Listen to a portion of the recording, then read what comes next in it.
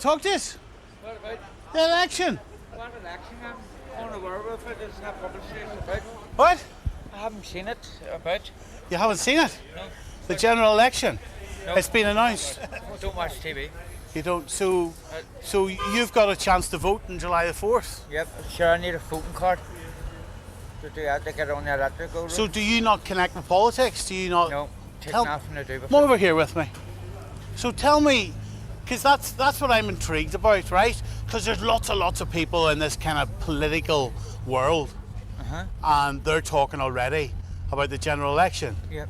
But you're as equal a citizen as anybody else. But So what's why the do you What are feel- you voting for?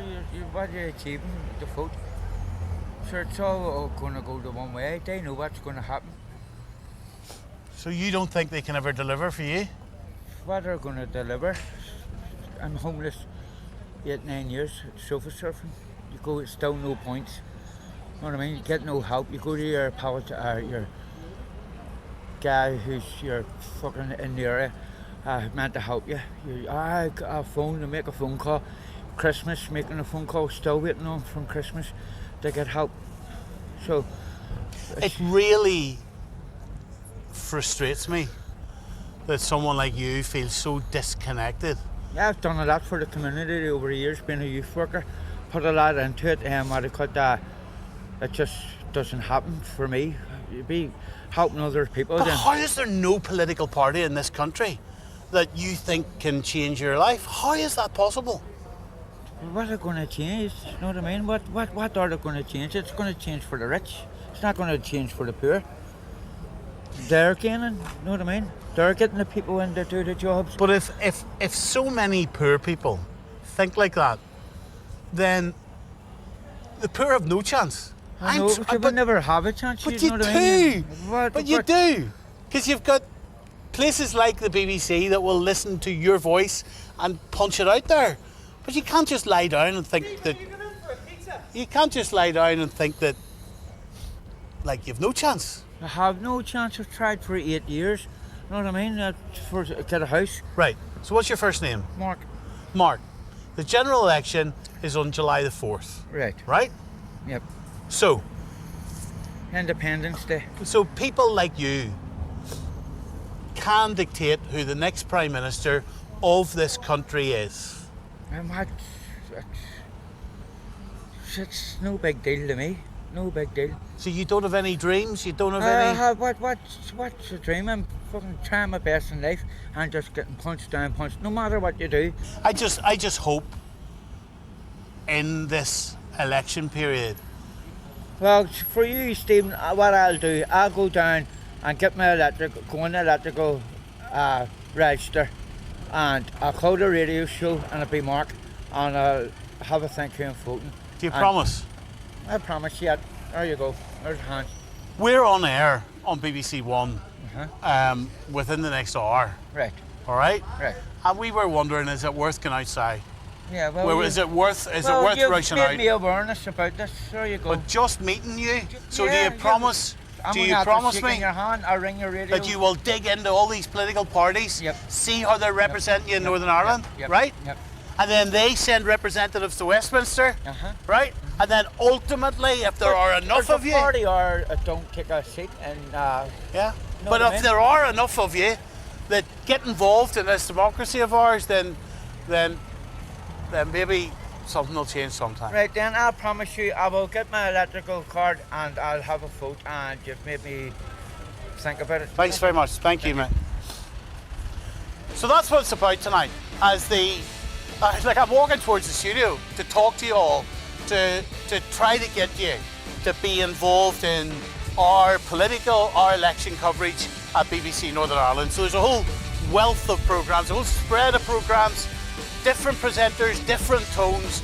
But the bottom line is, at the BBC, is we want you to be part of this.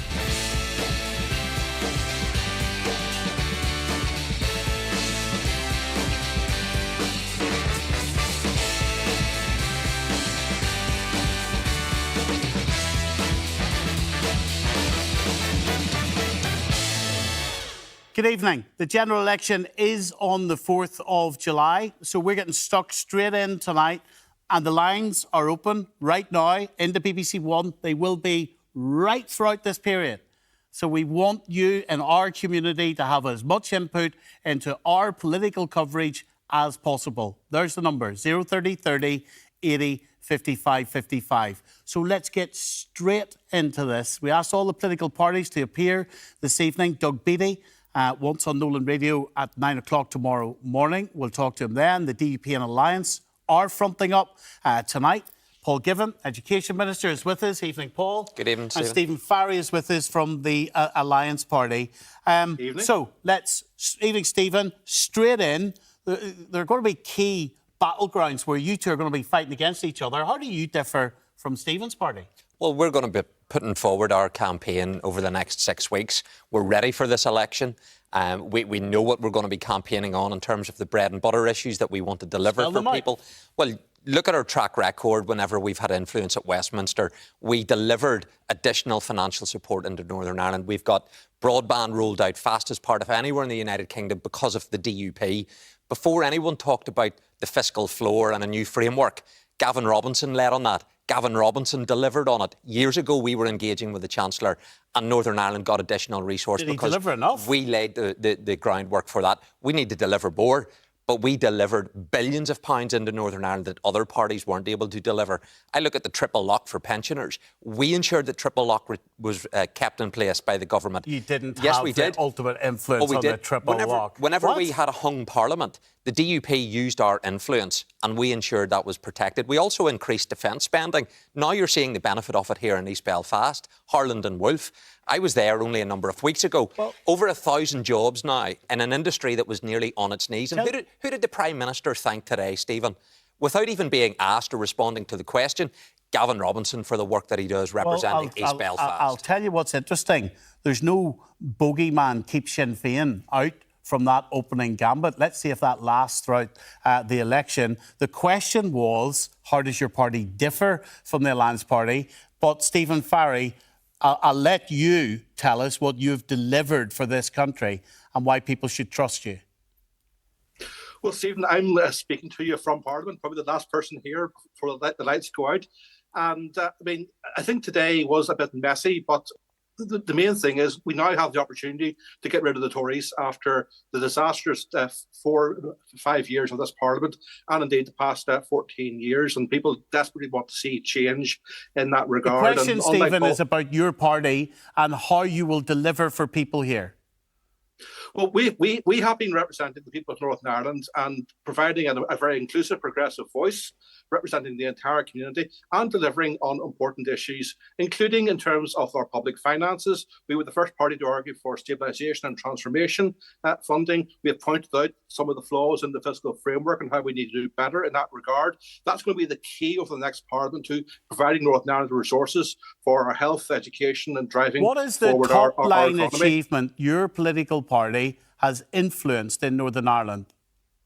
Our single biggest influence in the past 5 years has been delivering the financial package for Northern Ireland. It obviously isn't enough, but it's far more than we had before that. And we were to the forefront of advocating for that. We've also been standing up in terms of cost of living issues. And indeed, I was one of the first MPs ever, going back to March 2020, to argue on the floor of the House of Commons for the furlough scheme that came in, which protected workers from COVID. Okay. So our voice has been instrumental in that. We were the first party to put forward an SPS agreement as a means of managing the tensions around Brexit, which has been an absolute disaster for Northern Ireland. We've been a voice for common sense and reason throughout that entire process. Stephen, they're a big political threat to your party, aren't they? Well, Stephen said that they're inclusive. They're not. They're exclusive. The Alliance Party are an elitist party. And I'll give you a number of examples. The rigorous implementation of the protocol, the Alliance were the cheerleaders for. They excluded the voice of unionism. They drove a course on horses and carriage through the arrangements at Stormont by excluding us and saying that we just had to suck it up. I remember it well when the Alliance didn't want to include us. So they excluded unionism. Then I look at the way in which they're campaigning against the Struil campus in Omagh because it's a shared site. 6 schools coming together, 2 Protestant, 4 Catholic, with a special school. And the Alliance Party are leading the campaign to say, let's not put £300 million into that because it doesn't suit their particular integrated type of agenda. I support all schools in Northern Ireland, integrated, controlled, maintained, Irish medium.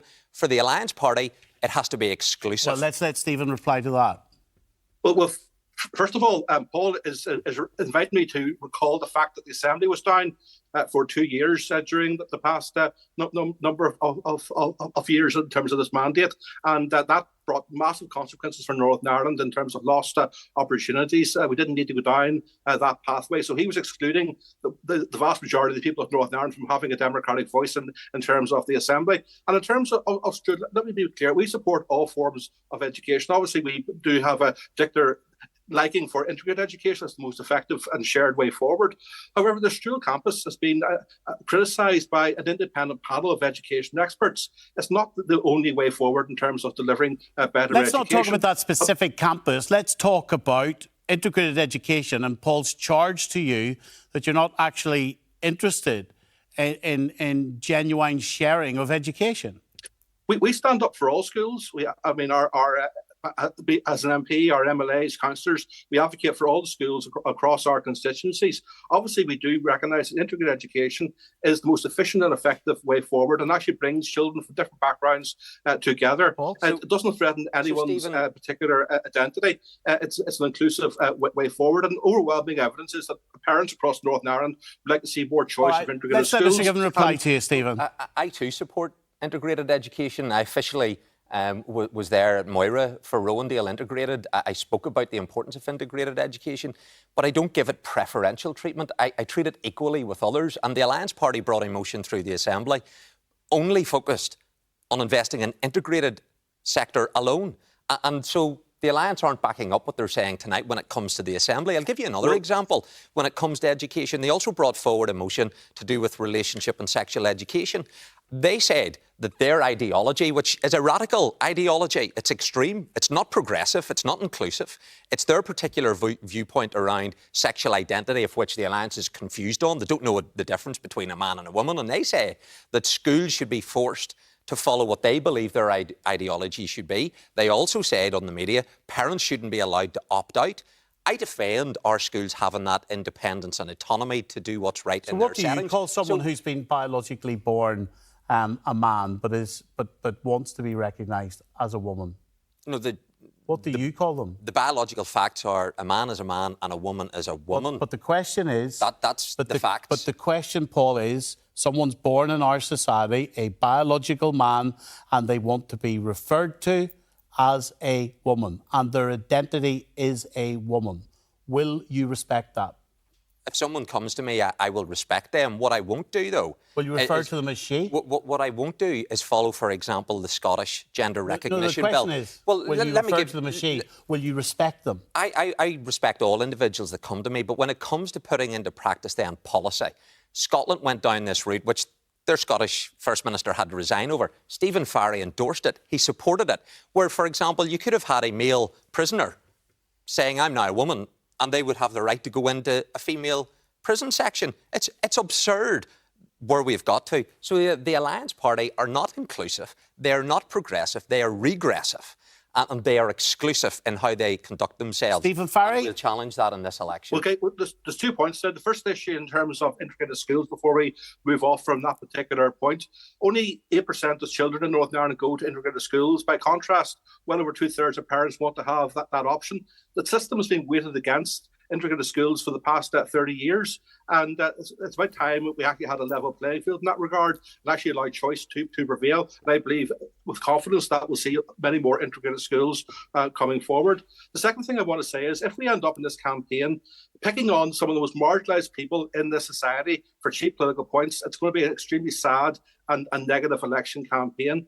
Trans people in our society are some of the most marginalised, vulnerable people. They have been bullied relentlessly often. The rates of suicide amongst trans people is off the charts. and we have to treat them with respect and inclusion. Of course, there's issues in terms of how we manage in terms of people's transition in that regard, and how we interact with that, which has to be where we have to see a proper, mature policy discussion.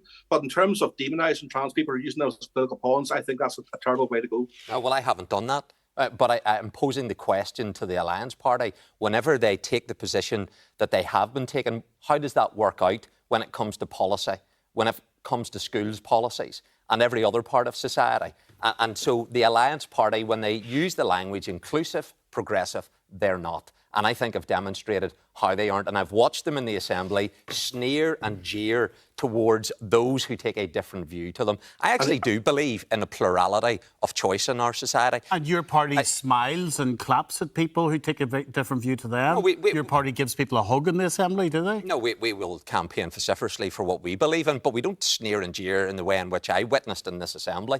So I actually do believe in choice. I do support all of the various sectors of education. What I'm pointing out is the Alliance say they're inclusive. They're not in terms of their practice when it comes to giving preferential treatment to one particular sector. But we'll go on around the Alliance, and it feeds into this broader point. They're also confused on the Constitution. Is Stephen a unionist or is he a nationalist? What is he when it comes to the broader constitutional issues? Because what I want in Northern Ireland... Well, do you believe in a border down the Irish Sea, or do you not? What I believe and what we're campaigning for... Do you believe in a border down the Irish Sea, or do you not? I'll get to Is it there or is it not? Well, I'll get to that. But is it hiding under the table or is it there for us all to see? If you let me finish. What I will be campaigning for in this election is Northern Ireland working within the United Kingdom. And that requires us to work across our different political parties and recognising the differences that exist. But I very much believe we are much better off by being firmly within the United Kingdom for a whole range of reasons. What's the Alliance position on that?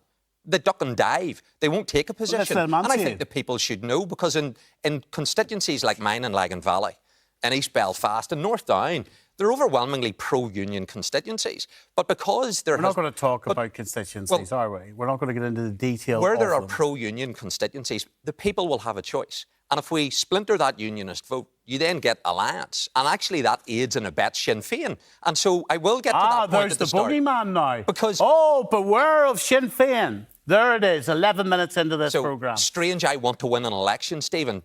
How dare I want to win the election? On the policies and the strength of your policies and rather than keep the boogeyman out? And I've just outlined that. But we need the strongest possible pro-union. Are you more worried about Sinn Féin or Alliance? Well, the Alliance are there to be challenged in this election, but I want to win the election. For the last two elections, Sinn Féin have won that election. They've used that election to then pivot straight away for border polls. I want us to call time on that, blow the whistle, get the pro-union vote out, put us on a path to victory once again, so that we can say across the United Kingdom, Northern Ireland wants to remain within the UK, because I believe that's what's best for our people. OK, well, Stephen, there's been quite a bit said there by Paul, so let me try to catch up on quite a few issues here. The first thing is, if we end up in a debate on RSC that focuses entirely around trans issues, we're missing the much wider point in this regard. We have a problem in Northern Ireland of toxic masculinity. It's a problem in many other societies around the world. We have to be teaching young people respect, boundaries. There's a problem in terms of violence against women and girls. We need to teach people how to interact in terms of relationships within our society, within our schools. That's what the crux of what this RSC is about. Now, moving on to the issue, I'm quite open in terms of my political identity, as is the Alliance Party. We are a cross-community party. We are not defined by the constitutional question. We have members who may well be pro-union, we have others who are pro-United Ireland, and many who are open-minded on the issue. We are proud. But you would ultimately have to vote and take a position if there was a border poll, wouldn't you? Well, the crucial issue, Stephen, is this is not a border poll we're talking about. A border poll would happen whenever there's evidence of the desire for change. We're not there yet. This is a general election about putting in place MPs and MPs who will determine the nature of the next government of the UK. At the moment, Stephen, and I acknowledge that could change, but at the moment, are you more persuaded you're better off in the UK? Are you more persuaded the United Ireland is better for you as a citizen, or do you not care? I am open-minded on the issue, and it's not an issue during this election campaign. What's crucial is giving a clear message. You must have a position, do you not? You're open-minded, but at the moment, if you had to vote, which way would you vote? We are an evidence-led party, Stephen, and whenever a border poll is called, we will reach a decision, and we're a long way off from that particular threshold being reached. But for now, this is about representation. It's about kicking out the Tories. I can say very, very clearly, Alliance will not prop up a failed Conservative government. In the past, the DUP have done that. And they need to disassociate themselves from their friends in the Conservative Party. And also, on the doorstep, what people care about is health, education, jobs, the environment, the cost of living crisis. That's what this election is about. It's not about scaremongering. I want to go to our first call of the night. It's going to fall apart. John's in Belfast. Hello, John. Hello, how are you, Stephen? Go ahead, John. Thank you so much. Go ahead. I didn't know about the election until your researcher called me this evening. And I'm absolutely delighted that it's being called. I think that what needs to be said straight away and immediately is this. We, the people here in the Northern Ireland, will not have any kind of input into any British government. That's the first thing that needs to be said. These politicians here tonight are talking the usual stuff. What I am saying is this, and I believe I speak for the great majority of the people of Northern Ireland, and that is people from every section of our population. The DUP had a lot of influence, didn't they? Yeah, in Westminster let me say this. Can I just say this? It needs to be priority, priority, priority. And the first priority is our health service. That is the most important thing at the moment. The second thing is our health service.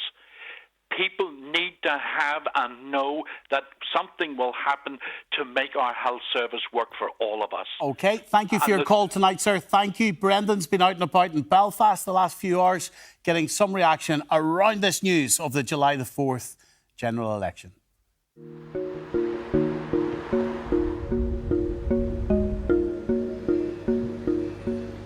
So an election has been called. We now know that on the 4th of July we will go to the polls.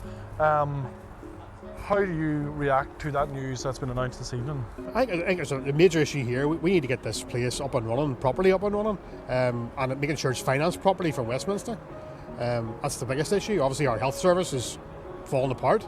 I've had experience of it recently with my in-laws and there's major problems there. Public services here, again, at times I genuinely believe it gets a bad rap in terms of its funding. I actually personally believe it has never had more funding. I think the levels of waste in the public sector is criminal. Well, I was actually quite surprised because I was walking past the TV in the reception in the office and I was actually taken aback, you know. It's actually happening on my wedding anniversary. So. Oh, your wedding anniversary? So on the 4th of July. So a lot to celebrate. So it's been announced an election will take place on the 4th of July, a month and a half away. What will the main issue be which will define your vote? It doesn't give enough time for the general citizen to think about, well, what are people putting forward in terms of their manifestos or political perspectives or whatever, but in another way maybe nothing's changed that much. For me, I'm a youth worker. It doesn't give us a lot of time to rise up young people to know about the issues that matter to them be able to coherently vote. I suppose what issue will define how you vote? What issue? Yeah, what is the issues? We need to sort the economy out. At the end of the day, the Conservative government crashed the economy with Liz Truss's budget, and we're still in recovery mode, so we need to move forward from that. 030 30 80 55 55 is the number to call this evening. Suzanne Breen joining us from the Belfast Telegraph. Ben Lowry is editor of the newsletter. So it's game on, and here's the DUP and the Alliance Party already tonight locking horns. Absolutely, and while Paul attacked Sinn Féin, I think the direction of his fire was against Stephen Farry and against Alliance, and there is one reason for that. It is Alliance that poses the greatest threat to the DUP in this election in key constituencies. Paul's own constituency of Lagan Valley, potentially in East Belfast if Naomi Long chooses to stand as well. Well, let's bring in Professor John Tong immediately. Actually, from Liverpool University, John. Not surprisingly, they're different political parties. They're fighting for votes. But how much is this going to as Suzanne is suggesting, be Alliance threatening the DUP position? It is a DUP versus Alliance contest. Not everywhere. The DUP's got the UUP to worry about in South Antrim, where Robin Swan threatens the DUP. But basically, the big two contests, East Belfast and Lagan Valley. If you look at East Belfast, the DUP simply got to hold that. Their leader is defending it. No one else really wants to be leader of the DUP at this stage. It would be a, not mortal, but a huge, huge blow to the DUP were they to lose their leader, Gavin Robinson, in that seat. What would happen to the leadership of the DUP? What would happen to Gavin Robinson? Would he be co-opted into the Assembly? That would look pretty ugly. So there's an awful lot at stake here. There's a lot at stake in Northern Ireland relative to the rest of the UK. Anyway, it's not a sideline. If you think of the number of marginal seats in Northern Ireland, there are 6 seats of 18 with majorities under 3,000. That's a much higher proportion of marginal seats than you get elsewhere in Great Britain, where that figure is only 1 in 8 seats with majorities of under 3,000. So an awful lot of seats can change hands. And even those seats with big majorities, like the SDLP's 2 seats in Foyle and South Belfast, they're not necessarily safe. So there's an awful lot of seats, an awful lot at stake at this election. And we've already seen the terrain with that spat, if you want to call it that, between Paul Givan and Stephen Farry, where, frankly, no love lost between the DUP and Alliance. But obviously the other political parties equally fighting for those votes, and Sinn Féin, if they can have yet another successful election, what will that mean? In fact, Chris Hazard has already been talking about this tonight. People have seen the chaos and the crisis that has ensued over the last 14 years. We're always prepared for a snap election or a collapse of government. This is an opportunity to send a clear message to the British government that the systemic underfunding of our public services and our institutions of government has to stop. Our people have endured 14 years of Tory austerity, the Brexit shambles, and repeated undermining of the Good Friday Agreement. So this is a clear opportunity to send a clear message that things have to be different. Ben Laurie, your opening thoughts? Well, I think that the alliance seats that have been mentioned are going to be ones to watch. I think that the Lagan Valley alliance threat is somewhat overplayed. I mean, there's no question that Saoirse Eastwood did very well in 2019, but she got 29% of the vote and the combined unionist vote was 65%. Now, that was a combined unionist vote, which was pretty disastrous. That was a really bad result in Lagan Valley. So it went from being an overwhelmingly unionist seat to still being a very clearly unionist seat. There is a possible route there if there are 3 unionist candidates, and that's the thing to watch out for in this election, because it looks like there is going to be a 3-way split. And the reason for that is as follows. The Ulster Unionist Party is quite divided, I think. I don't see open signs of division as such, but what I mean is there is a very large wing that thinks that any sort of pact in any constituency with the DUP is bad for them in winning back alliance votes. And then there's a more traditional Ulster Unionist wing that's more interested in pacts. And then, of course, we had the TUV and Jim Allister making clear at his conference when he teamed up with Reform UK that it was too important an issue of principle for them not to stand. His position essentially is that all the DUP MPs have as good as supported the deal. Obviously, Sammy Wilson, for example, didn't, but he's saying by not taking meaningful action, there has to be that choice. And if there's a 3-way split, one of the things I was saying before Stormont came back for a long time, that I couldn't see Stormont returning without a realignment within unionism, a rupture within the DUP. That didn't happen. I still think, though, the realignment within unionism will happen, and it might take a bit of a mess of a general election result for it to happen. Well, I actually think it's a high-risk strategy to suggest let's go through a messy Westminster election and unionism go into a bit of turmoil, and on the other side, we pick the pieces up. That hasn't been the case in the past. Whenever we have lost ground, it's been very difficult to recover. Are you going to stand for Lagan Valley, by the way? I'll come to that. The reason why the alliance is a concern for me, I look at what happened in the Assembly elections. In 4 constituencies, there were enough quotas to elect 4 unionists. But because the unionist vote did not transfer within that family, we didn't get a unionist elected in North Antrim. TUV voters didn't transfer the way we would have liked. And as a result, unionism lost a seat in the executive, the alliance gained a seat. And the alliance have aided and abetted the undermining of Northern Ireland's place within the UK. That's why the alliance is a threat. 10 minutes ago, you were saying alliance weren't declaring any support for either unionism or nationalism. Now they're aiding and abetting nationalism. So which is it? And that's why, for unionism, let's look at this election and say to ourselves, are we content with going through another cycle of elections where Sinn Féin emerges the largest party? I want us to win.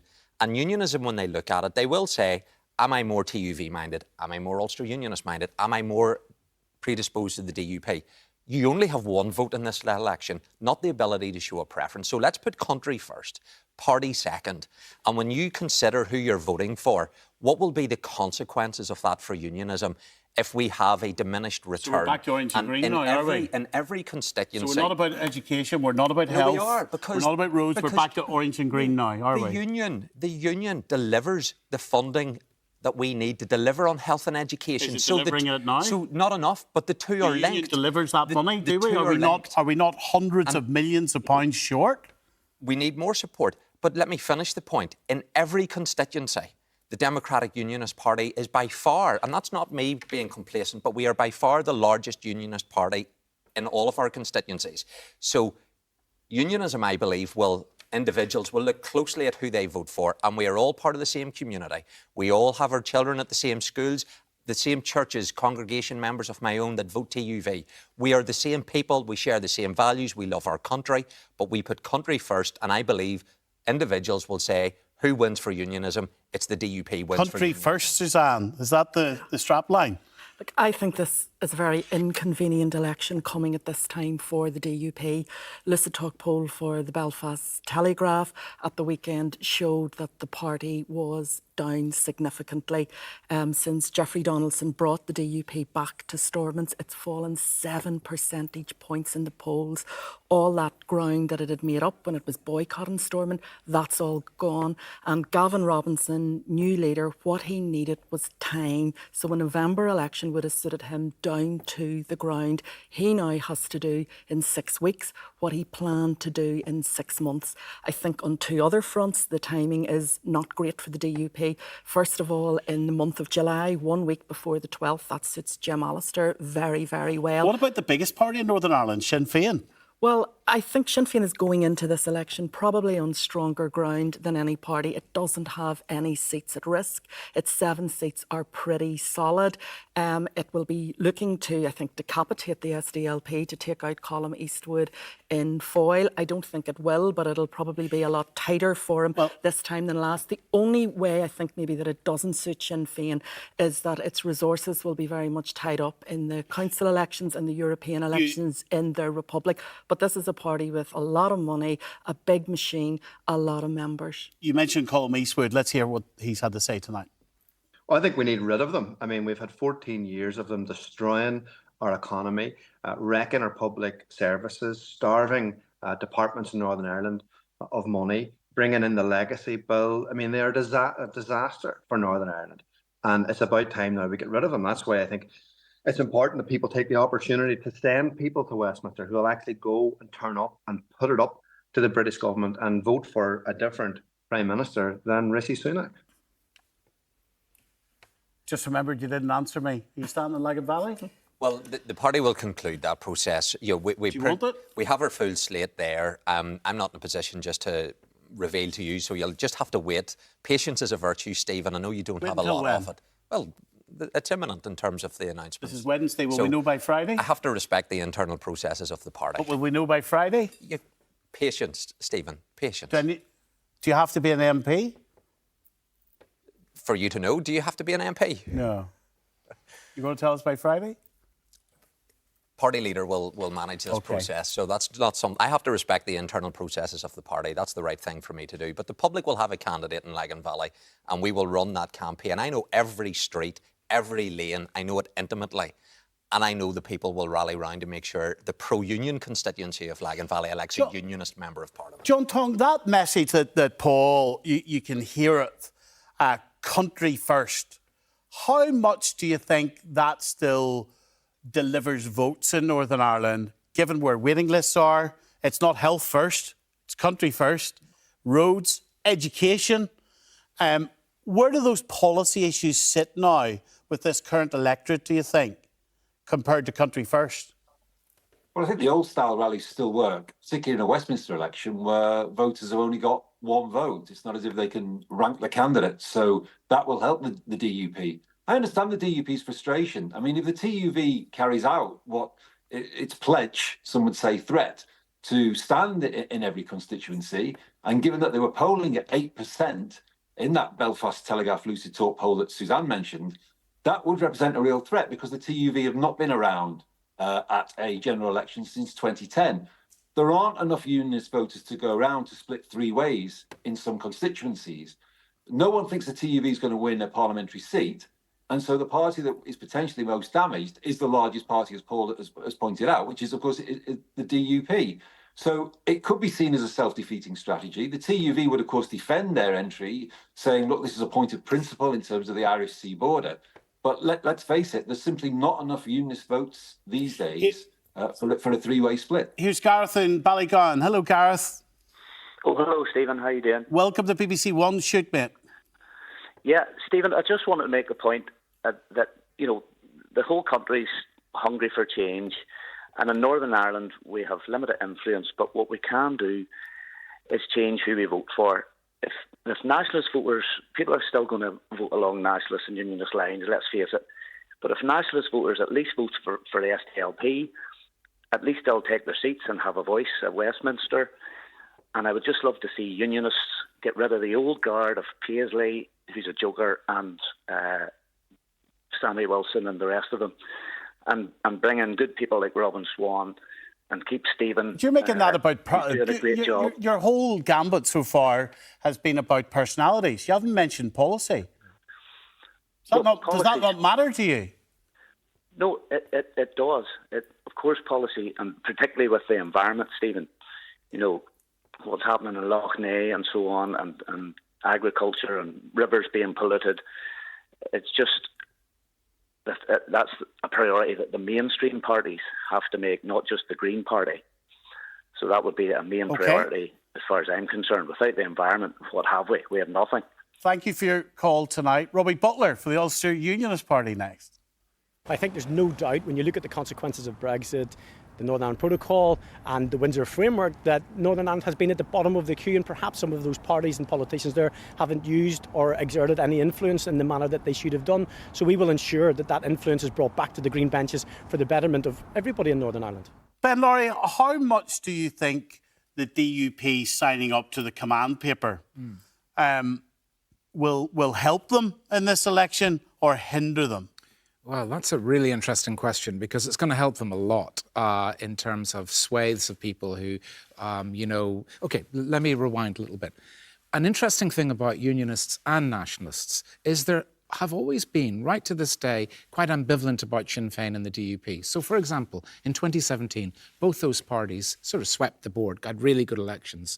In 2019, they had bad elections. We talked about Lagan Valley, a disastrous result for the DUP in South Belfast, a disastrous result for Sinn Féin in Foyle. I mean, really, an incredible turnaround. Let's cut to the signing up to the command paper. So what I was going to say is that a lot of those voters are people who want to see the DUP in power, in Stormont, want to see Sinn Féin in Stormont.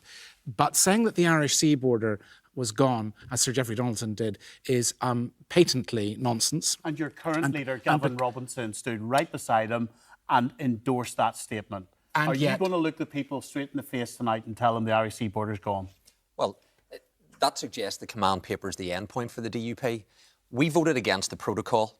We didn't go back in the institutions when the Windsor Framework. The Irish Sea border, when it comes to the internal movement of goods, we have been able to make significant progress. Where there's the red lane and goods destined to go into the European Union, yes, there's still checks taking place on those red lane goods. You're happy EU law presiding here, are you? No, but we have a say through the Stormont. We have a Windsor. We have a framework committee now that can identify EU law. We have a say. But for those people, and I hear them every day... Let me finish the point, because this is important. But it's a simple question. As we enter an election, does the Irish Sea border exist or not, Paul? Well, I've just explained, when it comes to red lane goods destined into the European Union, yes, there's checks that are taking place. When it comes to the movement of goods for the UK internal market, there is a new process in place for that, and that has simplified that process. Is there more needed? Yes, there is. Right. But we voted... So there's more needed to remove the Irish Sea border, Let me finish the point. We voted against the protocol. When it comes to this election, reform. Some of their leading members supported the protocol in Europe Member of Parliament supported the withdrawal agreement that cut Northern Ireland adrift. So we've been consistently opposed to the protocol. We were opposed to the framework. He signed up to the framework. Then when it came to the safeguarding union, we made a judgment that we had made sufficient progress, banked that, but the job's not finished. That's why you need... The job's not finished removing the Irish Sea border, is it not? When it comes to making sure that the safeguarding the union document is implemented, the job's not finished, and we need to hold the feet to the fire. You'll only do that with a strong DUP team at Westminster. Splintering unionism is not going to strengthen our case at Westminster. Look, I think Paul knows the Irish Sea border still exists. I think the vast majority of thinking people in the DUP know it. Certainly nationalist politicians know it. Alliance knows it. The DUP signed up to something. It wasn't perfect, but it wanted to get Stormont functioning again. The problem is that the man who sold it to the people is no longer in power. Gavin Robinson is now attempting to row back from some of the claims Jeffrey Donaldson made, but Jim Allister is going to throw down a really strong challenge in this election. I didn't think the numbers at the Ballyclare rally on Friday night were great, but going back again to the poll, 8%, that's the same as what the SDLP is on, and I think it was about 42% of TUV voters in our poll said that they weren't prepared to vote tactically. So I think that old scare tactic that the DUP employ all the time is you have to vote for us and you can't vote for our rivals. I don't know if that's going to work this time. Chris Donnelly has just joined us. You were a former Sinn Féin election candidate, now a commentator, Chris. Sinn Féin, largest party in Northern Ireland. What is their sell, not just to nationalists in Northern Ireland, what's their sell to everybody? Do you think they can reach out and actually attract votes from other parts of the community? I think they've been doing well the last number of elections, Stephen. It's been alluded to already around this table tonight that Sinn Féin have, the phrase Paul used, won the election. I don't think would really talk into it. We have a unique system here. No party's going to get a majority of seats. But they've certainly done well in the last few elections. I actually think this election has come at a good time for Sinn Féin.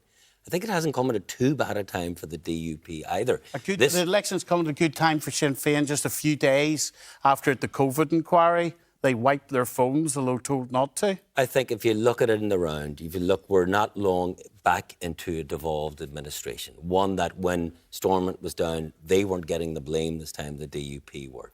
Since then, we've had both Michelle O'Neill, Sinn Féin leader, and also Emma Little-Pengelly getting positive reception out there. But I think most crucially, the difficult decisions that I think that are going to have to be made over the coming time for this new administration have yet really to come to the crunch. And that's always a time. And look what's happening right now at Westminster. You have a Tory party that's been in for a long period of time. People are sick, sore and tired of them. They're going to get a drubbing. We all know that. Unless something really dramatic happens, that's what's going to happen. And that's what happens in administrations with an in for a long period of time. What's Sinn Féin going to deliver for people here? Well, I'd imagine what Sinn Féin's going to say is pretty much consistently what they've before, that they will work for all, that they'll have a progressive agenda working alongside other political parties, attempting to reach out. The other thing that they offer... Well, let me say something else. The other thing that Sinn Féin obviously offer that the others do not is that over the next coming weeks, they will really flex again the fact that they're the most credible all-island political party. So they're in the polls in the next couple of weeks in the south, and a few weeks after they're going to be in the north. Now, of course, we don't know how they're going to fare in the south because things are in a state of flux down there. But nevertheless, that is an important message for many people. But this is a political party who, if you look at what some of their decisions were over a period of time during COVID, they decided to hand millions of pounds to golf clubs that didn't need the money. No criteria in there. They did not need the money. They're the current political party who have the Department of Finance role. How do you think they're doing? And economy. I think it's early days. Obviously, I think they would say Ciamh Archibald got a success there in recent days with the news of the additional money that was coming to Stormont when some people were saying it was going to take a lengthier period of time to extract that additional money. But I do think, I think the points you're raising, they're valid. But I think over a lengthier period of time, people might become sharper in their criticisms of how our executive is performing. So I think it's this election has come early enough that probably it wouldn't surprise me if Sinn Féin return with something similar to what we're seeing in the Belfast Telegraph polls, becoming the largest party. if they grow, if they have another good election, will they immediately then call for a border poll? Oh, gosh. I mean, they have retreated from that recently because there's an understanding that the data isn't good in a border poll. And somebody like me, I was against Brexit because I wrote a column saying I feared it would blow the UK apart. I've been really reassured that the data hasn't moved that much. It has definitely moved towards an all-Ireland by about 4% in aggregate, so from an overwhelming 60% plus support for unionism, possibly below. But I don't know. But the interesting thing is, I do think for Sinn Féin it is a good time for an election, but they're not doing well in the south. And they've been very high-minded and not slow to imply that it's loyalists and unionists who are racist. And yet the most emphatic anti-immigrant feeling in polling is amongst Sinn Féin supporters. And they don't know how to respond to that. And of course, and it is an if Sir Keir Starmer is the next Prime Minister, have a look at what he told Gareth Gordon about a border poll. Would there be a border poll under a Keir Starmer premiership? I don't think we're anywhere near that kind of question. It's absolutely hypothetical. So it's unlikely? It's not even on the horizon. Could it be back on the horizon? Well, listen, I'm not surprised to hear Keir Starmer say that. At the end of the day, I don't think the British Conservative Party or British Labour Party, when they're in power, really differ that much. The bottom line is it certainly is on the horizon. It's why certainly the political parties other than Sinn Féin within the South have moved significantly from their positions, and it's why it's become such a topical issue in the North as well.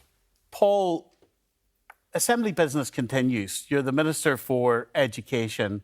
I'm not trying to sound rude, but the people who listen to me, who watch me, at the end of the day with any politician, they'll be wondering, are they all talk or do they deliver?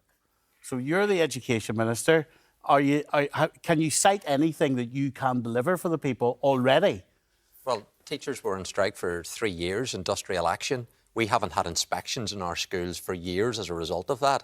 Within weeks, funding was secured, part of the agreement that we had from Treasury. I sat down with the unions. We negotiated an outworking of that, which meant teachers just qualified £24,000, competing in England against 30, and I got that changed, that a new recruit gets 30,000. So there was delivery by a DUP minister. The strike action ended for teachers. That's one example. £150 million secured to advance the Struil campus in Omagh, which the Alliance Party are against, by the way, but I delivered that. So there's two examples of normal issues, making Northern Ireland work, which is what the public want us to see doing. A contemporary issue is childcare and whether working parents can afford to work. And so I have put forward an executive paper. The executive will meet tomorrow, so I can't go into too much detail on that. But we did assign £25 million. I've worked up proposals that will cover a number of areas that we will hopefully agree tomorrow and I will be able to announce. That will help working parents to get support through a child care subsidy scheme. I also want to help some providers. Hold on, a child care subsidy scheme? Yes. That's what you've proposed to the Assembly, is that what you're saying? That is one element of the package that I've put forward to the executive. So what's that mean? Well, when I got into office, I set up a group within the executive. I drew ministerial support from their departments. I have crafted a number of proposals. One is around a childcare subsidy scheme to support working parents meet the costs of their childminder day nursery. So you're going to give them more money for childcare? That's one element. And have you got cross-party consensus on that? Well, I have gained cross-party support for these proposals through their departments. It's now for the executive to consider tomorrow. I believe it's moving in a positive trajectory. So tomorrow, because that's not out there, right? So tomorrow we will learn that you have proposed more money to working parents for childcare. Yes. It's been a key campaign promise that the DUP made going into the Assembly election, that we would deliver an early learning childcare strategy. How do I support daycare nurseries? How do I support those providers? How do I support hard-working parents with a subsidy? How do I support some of those early years organisations? Sure Start. Well, you're familiar with that. I went within days to Sure Start in hard-to-reach communities, and I need to help support them. Well, are you going to do it? It's one of my proposals, and I need my colleagues to support me. So there is a package there. Okay. I am hopeful that I will be able to make that announcement with the cross-party support, and other parties have supported me in this, but that will be another example of the DUP delivering for people in Northern Ireland. OK, thanks very much. Thank you. You're listening to Good Morning Ulster.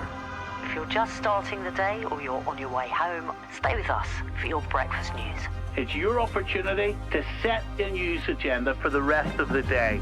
You know how this works. You start your day with us, and you have your say with the Nolan Show. I know you want to talk about this, and the lines into the BBC are open right now. This story is unfolding while we are on air. We will keep you updated. Let us know what you think about today's breaking news. We'll bring you more on that after the news headlines at 8. These are big issues, and we will fight for you to get answers.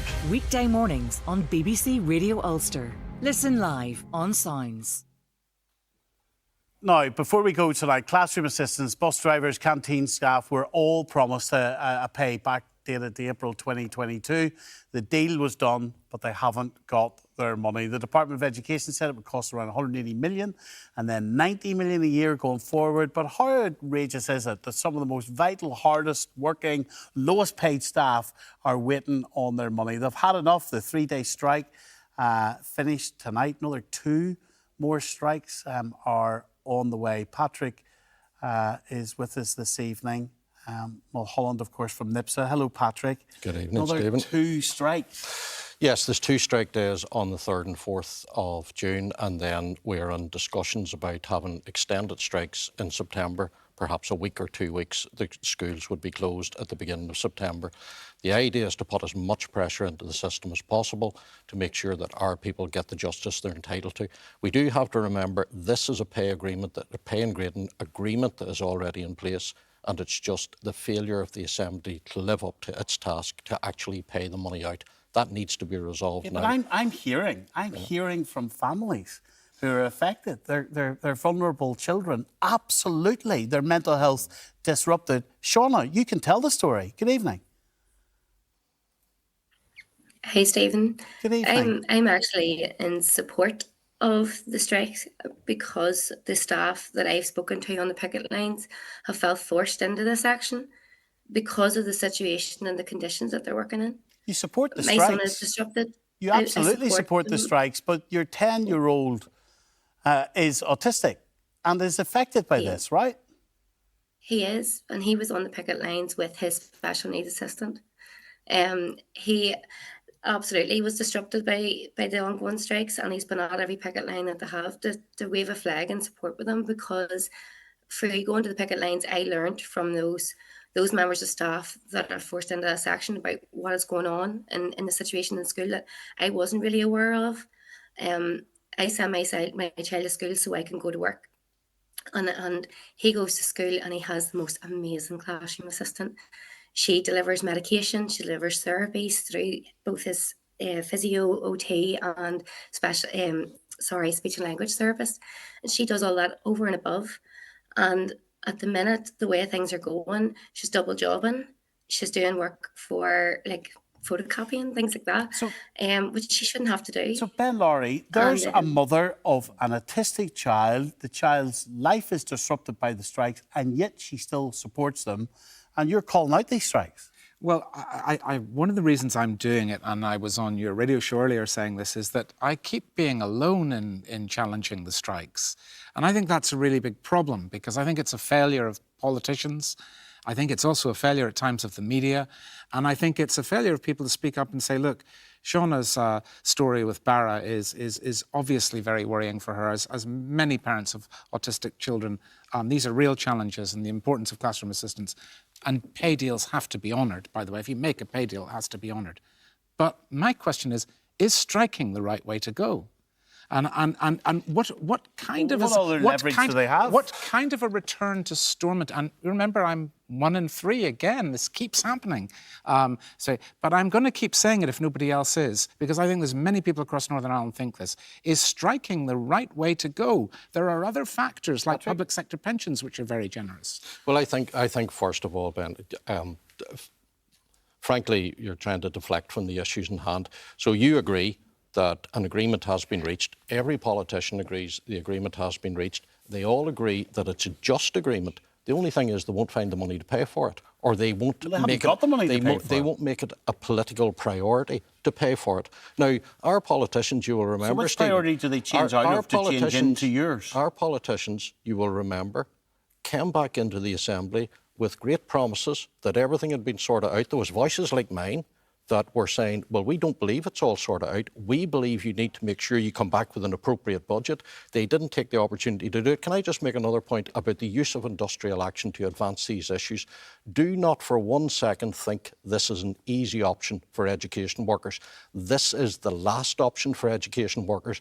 They understand, and I think parents understand, this is not just a fight on pay. This is a fight for the future of a decent education system, just as doctors are doing, fighting for a decent health service. That's what it's about. Doctors are fighting. The junior doctor strike, obviously, has been on. Some of the junior doctors are on 30 grand a year, the year ones, but some of the junior doctors, the average salary for a junior doctor is 60 odd grand a year. And when we had one of our Nolan show listeners this morning called Alan, and he was being told people are on strike who are earning 60 odd grand a year. Have a listen to his reaction. I couldn't believe it when I heard that figure. £62,000 a year, and they say they can't live on that. And here put the car in the wall in Temple Patrick. I had to pull over. She says they're struggling. Now that's an average. That's an average, but she said they're struggling on that. 62 grand a year? I'm out working 60, 70 hours a week. And to see if I got half of that, I would be absolutely over the moon. Is that the type of people you're representing, you're talking about? It is. I think that that's a voice that needs to be heard, because the average wage in Northern Ireland is about £30,000 a year. It's higher in the public sector than in the private sector. About half of people who work earn less than that. And if you can't live on £62,000 a year, you really need to get a grip on your finances and are not deserving of sympathy. Now, another point that I would emphasise is junior doctors need to be well paid, need to be better paid than the average wage, because there's very few professions, even professions, that have so much training. So I'm absolutely for that, and for them having good salaries that are above average. And when they become consultants, if they are a specialist, they start at about 90,000, which is 3 times the average wage. I'm pro that, I support that, and I support all sorts of other specialties. Look how well plumbers earn at the moment. I support people being well paid, but I think it's quite wrong to say that they're so, they maybe deserve a little bit more in some areas, that they're such a bad package they should go on strike. I think it's Ben, I think deeply wrong. I think you have to deal with reality. You're talking about individuals and 60,000, talking about the medical people, Stephen. If I understand correctly, the starting salary for some of these people is 23,000 a year. For a doctor. Now, think about what that means. I mean, this character, if he had actually driven into a wall, who was he going to go to? Like, he has to go to a doctor. I think his starting salary is 29, by the way. In that region, it's not high money in today's world. The people I'm representing, a lot of these people are bringing home £15,000 because they can't get a full working week, because schools don't do a full working week. They are in these jobs. They are leaving these jobs. I'll give you an instance. One school in County Down, 3 staff left in the recent past. 1 went into the health service, 1 went into the voluntary sector, and 1 went across the border to do exactly the same job for much better money. They are underpaid. Everybody recognises. And on the point about private sector versus public sector, what you actually mean, Ben, is people who are in areas that have trade unions get better paid, public and private, than people who don't have trade unions. The lesson is join a union and fight for your rights. Shauna, as we come to the end of the programme tonight, can I ask you what's important for you in this election, and whether you believe politicians can affect your life and that of your son? I want them to speak to the people in the ground. I mean, for me, going to those picket lines, to speak to those staff, to hear their stories from their mouths, and to hear how desperate they are. I think our politicians need to really wake up and see what is important, because if they don't fix this pay and grading review, and they don't implement the wages that these people deserve and take away the discriminative pay scales, we're going to be left with people who aren't qualified to do these jobs, and they are the most vulnerable kids in society. And as a parent of a child with special needs, you have to fight for everything that you are entitled to. And I know you're fighting for Barra, your son, and thank you for being on the programme tonight. Thank you, Ben. Thank you, Patrick. Look, we promise you the election was only called a number of hours ago, and here we are on BBC One tonight, starting off, giving you a voice, and that's what BBC Northern Ireland will be doing through every iota of this place, giving you a voice as you decide where you will place your vote. We'll be back on BBC Northern Ireland with the Nolan Show tomorrow morning, BBC Radio Ulster at 9 a.m. Sleep well. Night night.